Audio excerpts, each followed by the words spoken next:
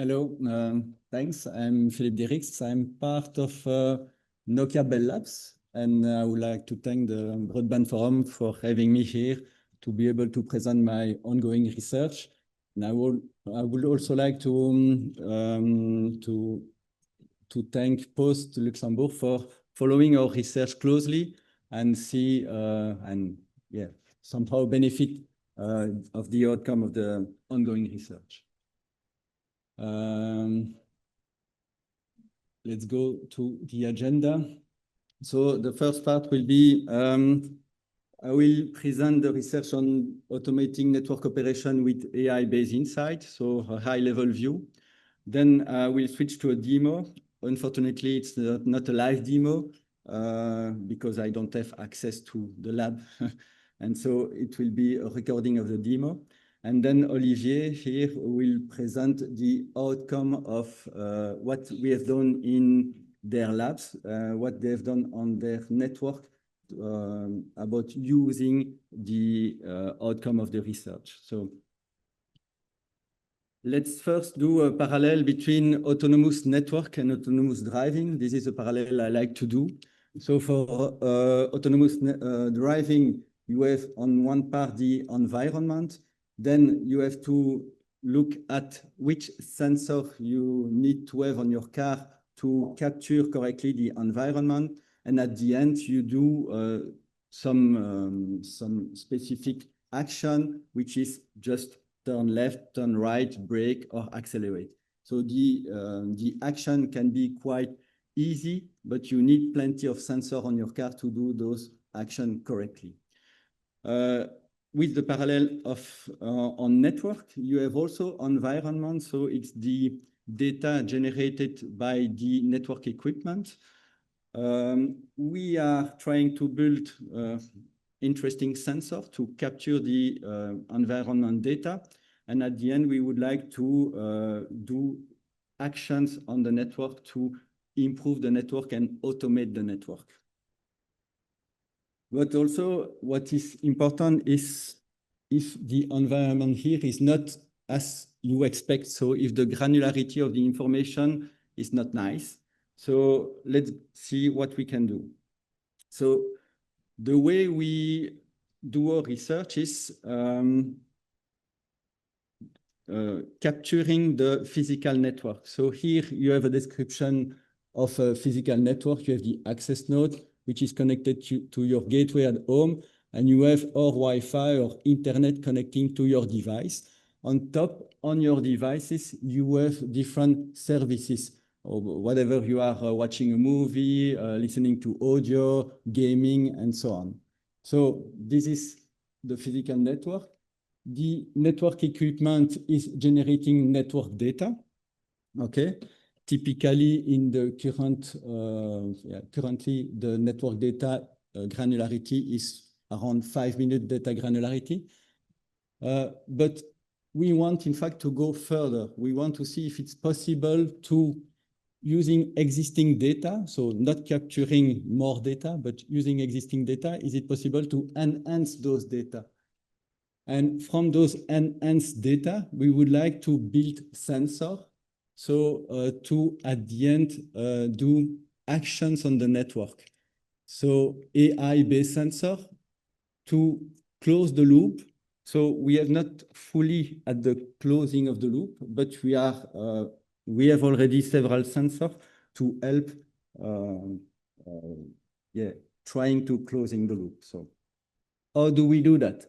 So we have in our research replicated the physical network into a digital twin. So we have replicated in a software way the access network. So from the access node to somehow the gateway at home, to the Wi-Fi, to the Ethernet, but also the devices and the services. So thanks to that, we are able to generate millions of label data, which are quite difficult to capture on a physical network. And those label data help us to train and test AI models, okay? So I will show you now the demo which exposes two sensors we have built. So this is the demo interface. I hope it will be clear enough for everyone. So first we can select a network traffic trace. So I select one here.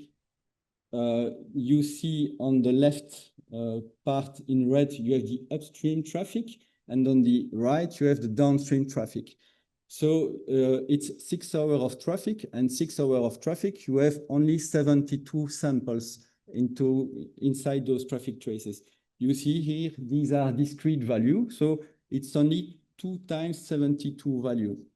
And we have built a first sensor, which is based on convolutional transformer model for those who are a bit AI knowledgeable. And this convolutional transformer model will, in fact, try to separate and disaggregate the traffic into families of services. So from the global traffic that you see in upstream and downstream, we want to see what is the service the end user is using at home. And if we click on quantify services, so it's a button on the demo, it will trigger the AI model that has been trained thanks to the digital twin. And we see that it will decompose the downstream traffic into families of service. So you see here the different families of service. You have 11 families of service.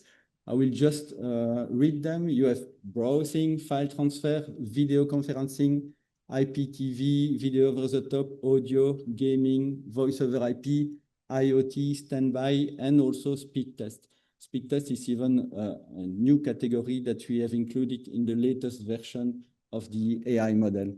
So somehow it is able to disaggregate and tell you, okay, the user at home is in fact executing a speed test. So he is able to detect from that traffic trace, considering the upstream and downstream patterns and upstream and downstream implication, what are the services the user is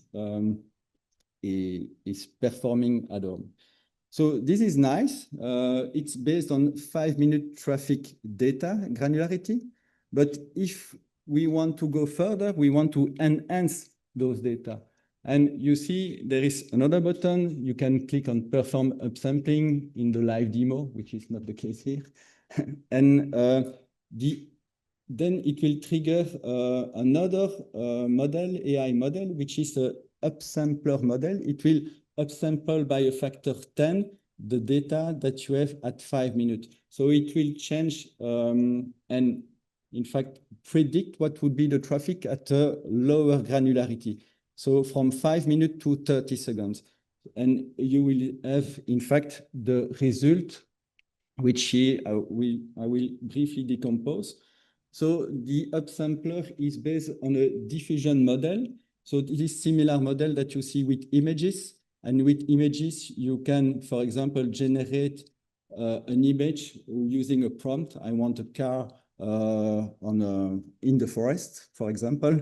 And the prompt is what we call the conditioning. The conditioning here is what you see in yellow. This is, in fact, simply the value at 5-minute granularity, which is the conditioning. And from that conditioning, the model will be able to try to reach the target. So you see the target is the purple value in the downstream there. And we see that the model will predict a high peak, which is corresponding to the speed test for that specific pattern. Okay, and we see that the peak is quite close between the target and the predictions. Also for the other patterns, we see that the target are close to the prediction. It's not so important to have the peak at the exact same place, but it's important that the AI is able to generate a so high peak. And we see, maybe you need very good eyes, but at 5-minute granularity, the peak of traffic is seen as 15 megabits per second. But if you see at 30-second granularity with the upsampler factor of 10, we see that we reach 150 peak. So it's able to propose a peak which is quite high and quite corresponding to the reality that occurs at a lower granularity. So all that, this is nice, but we can also quantify the services not based on the 5-minute granularity, but with the upsampled version at a lower granularity. This we can see here on the bottom right, and we have still the 11 different service family categories, and we see that the pattern is quite better and is able to better see the different services that the user is doing. We see that the error, the prediction error has decreased by a factor of 2 around for that specific example. So all in all, so we have done first AI model to quantify the services from traffic traces, so simple data and existing data in the network. We are able to upsample them to even have better result at the end. And this is the last slide for my part about the visualization of the speed tests. So up to you, Olivier. Okay. Thanks, Philippe. So we are now a long-term relationship between our companies that is working together regarding AI stuff and like that and things like that. So every time Philippe and his teams come with new idea, new tools, new things, and today come with these AI models that we are able to make quantification and make upscaling, that it's two function. And the big question that we always receive from Nokia after what we will do, what we can do with that, what is the purpose of that? Is it interesting as an operator point of view? And this is what I try to demonstrate here. So first, when I have received, we have received this in post Luxembourg, the first thing that we have done is doesn't trust him. So basically, we have made tests. We go in our labs, we create some scenario where we make some download, so normal, small download, big download, download of true data from Linux. We will take download from Australia, from a big distance. We make gaming, we make downloading with gaming. And in same time, in the lab environment, we make a DPI inspection. So basically, we make a comparison between the solutions that was provided by Nokia and a standard DPI. It's something that we cannot do in a true network, but here we can do on the lab environment for sure. And it was very interesting that, spoiler alert, it's working. Otherwise, we make no presentation today. And another thing that was very interesting is when we go to gamings, we have make, for example, and it was one of the example of what we have done, we have make a download of big game on gaming platforms. And when we do that, all DPI labeling system will say you make gaming. And here with the Bell Labs, it doesn't say that. It will say you make download. And that's the big difference between the solution and a DPI solution, because DPI is based on URL and give you what it thinks you do based on the URL name and stuff like that. Here, it's looking about the nature of the traffic. It doesn't speak about what do your customer, it do of the nature of the traffic that you have inside. And it's very different because this could be useful for an operator. An operator doesn't know and doesn't want to know what's doing a customer or subscriber.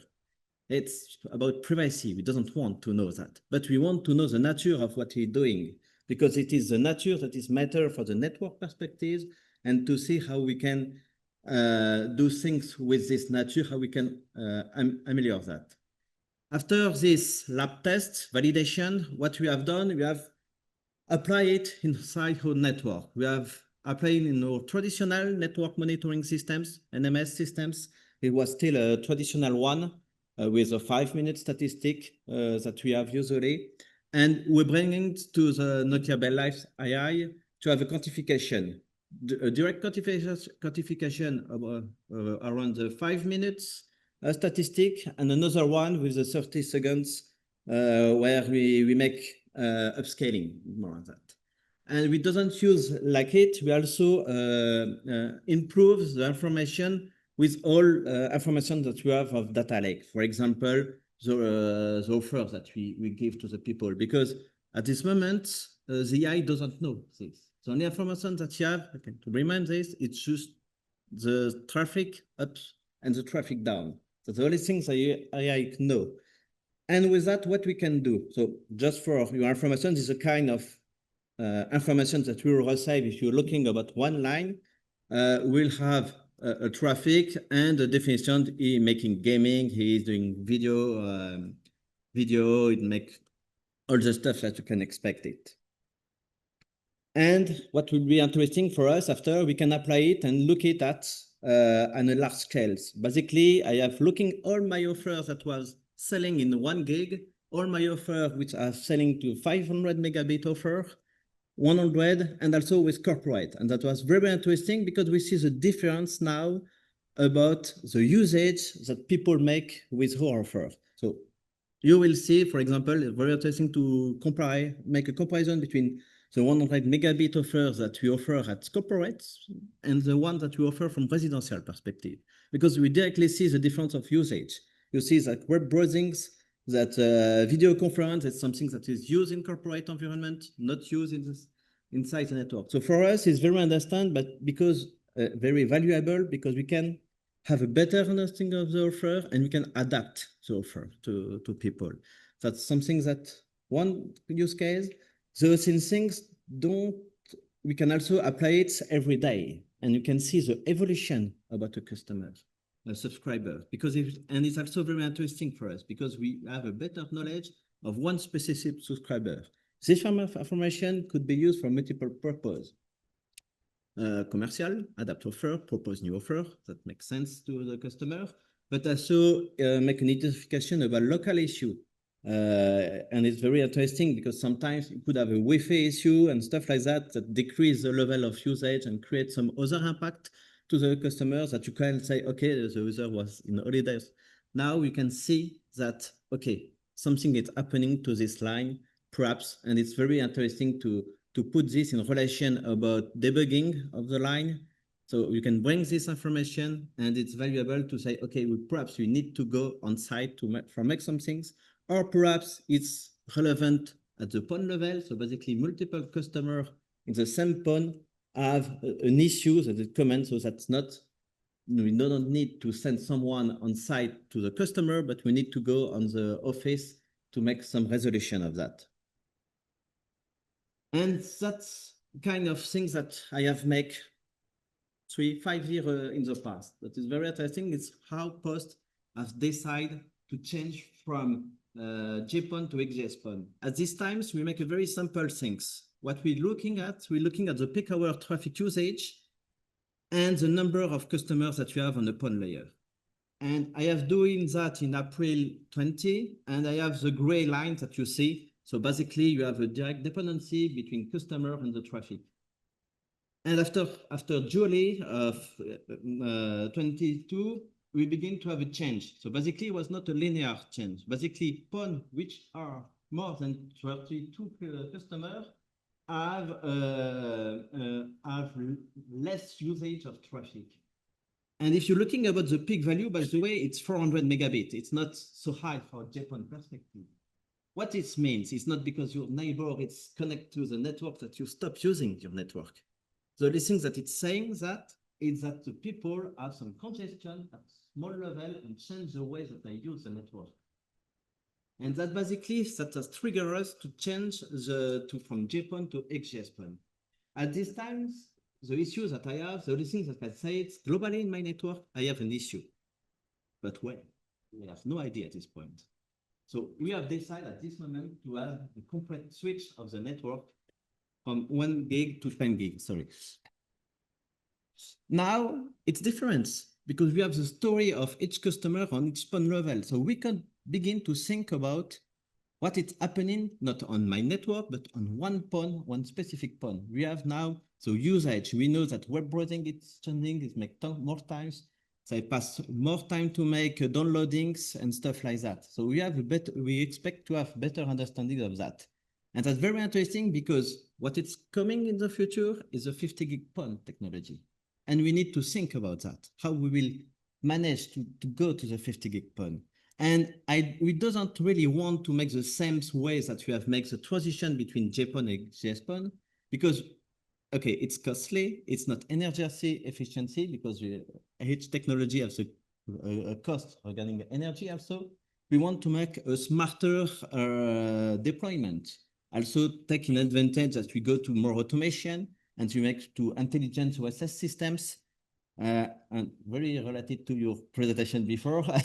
So basically the AI agent in this case became a tools that we need to put inside the story for help us. So basically something that could be appears that we will go to a more global deployment of 50 gig pod technology, perhaps changing also the ways that we will make the deployment, increasing the splitting ratio, for example, but put more people on it and put customers that really need the 50 gig PON technology based on the usage in the past and something like that. That could be very interesting. So basically, it's an expectation of the result of what we will do with these UJs. Speaking over the time, so just for conclude, so this was a very interesting AI agents that basically could be used at multiple levels. We see multiple perspectives. Some are already used by us, others are in perspective. We'll see at debugging level, marketing levels, automation, so single automation, but also deployment level is the next step. So basically, this is the kind of tools that have multiple usage. We're still working on it, to be honest. We're changing actually our traditional NMS system to a more software-defined network system. So we go to this kind of technology. So the interaction here will be more interesting with the AI, and it's something that we want to see in the future. So basically, it's our next step.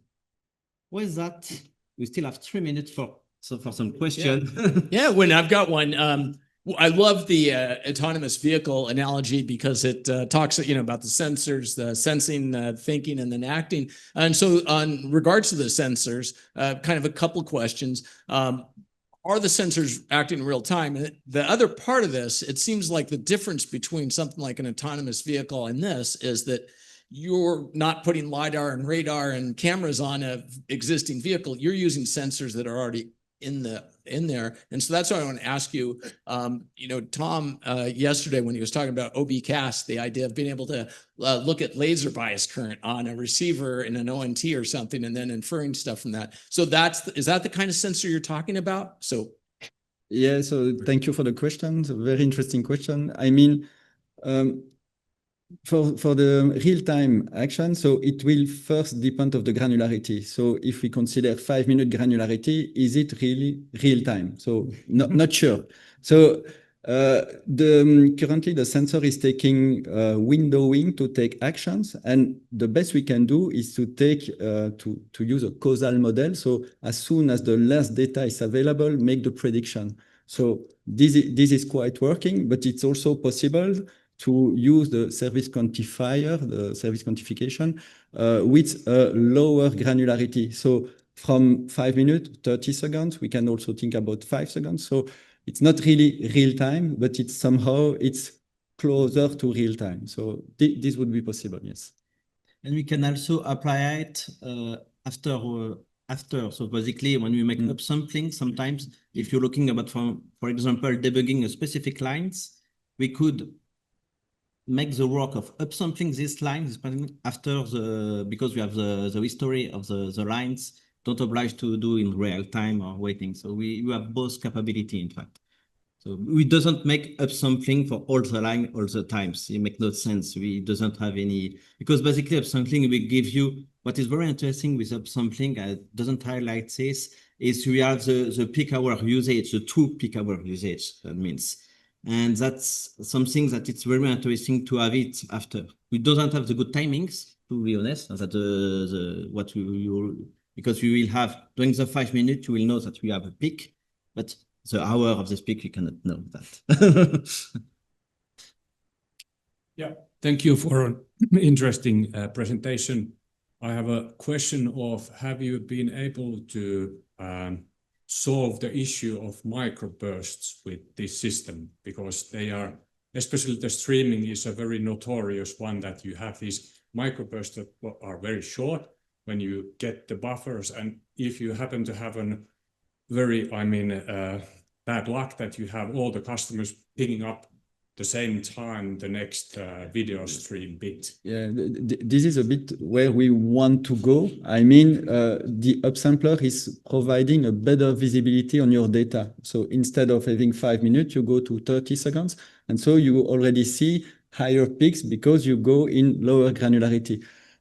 This all depends. So the idea here of the research is to go from the existing data, so 5 minutes. So we know that it's not enough to see the microburst, but we can go to lower granularity. So, but it's also difficult to capture all those granular data on all the equipments. This is also what the upsampler is providing somehow to have a enhanced visibility. So I hope this answers your question. Thank you. Love the presentation. Thank you very much. Thank you. Simple question, I hope. You're using your own data lake. Is there interest or is there value in looking at a larger data lake with other service providers for that network planning type environment, or is what you've got just what you need? No, I don't see a value. It's not used as have a big data lake and interoperator makes sense if you make learning. Mm-hmm. It's not about learning here. It's about have a better knowledge about specific data set. So in this case, I don't see a point to be connected to other. Yeah. But the data on which we train the models are from the digital twin and not from the operator directly. So not coming from any data lake. So we do not learn on data from post. So this is also important to understand. Yeah. Thank you. Oh, we have another question.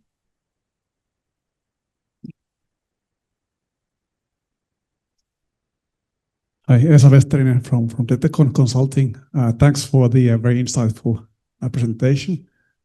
2 questions. So first, if I understood correctly, basically your solution is it's like using AI to make the customer discovery, the service discovery without less expensive probing systems, etc., etc. So question number 1. So I'm looking, let's say this slide here. So how did you manage to quantify the value of such like a data-driven decision-making analysis? It says here, better enhanced providing serving, but do you have some concrete examples how you're able to improve your business with this type of assessment analysis? It's more if Yeah. I think for the value added, I think it's more in the presentation from Olivier. So what is from the sensor? What is the value for an operator? Okay, so yeah, debugging, marketing, automation, deployment, and so on. So it's still in the experimental phase at this moment. So we have expectation and we're looking about what we can do. We already have basically for marketing, we already see something that we have not necessarily know. It's the difference that we have between a 500 megabit line and 1 gig. We already see if it's really interesting for us to push people to go to other lines because they need it, or it's just a marketing thing. So for us, it's very interesting to have a better knowledge for a network that is and just maybe to add something. So we are looking also to improve the automation of the network. So having a higher granular data, so better visibility on the peak of traffic and also on the services would normally help us to better tune the network in some autonomous way. So this is in one of my slides, the closing of the loop automation, but having better visibility and also knowledge about the services, the nature of the services. Thank you. And don't get me wrong. So I think this is really, really important. But obviously, let's say the moment you call for investments and the moment you call for enhancement, it's always the question to be asked, where's the value and how to quantify it. Secondly, I think you already answered my second question that basically having this type of capability, and as the original topic of your presentation was increasing the automation. So how do you see this improving the automation levels and let's say the the way forward to autonomous networks? As I mentioned, we think, so within the research, that knowing the services, the nature of the services, also within the different services, you have high latency service, low latency service. Maybe you will do different action on your network depending of the profile of the user. This is not something that you will do at the millisecond level to optimize the network, but it is a more medium to larger window that you will consider, considering the profiling of the user, but also the different user on the PON to try to optimize the PON depending of the services or high latency service, low latency service, and so on. Thank you very much. These were wonderful presentations.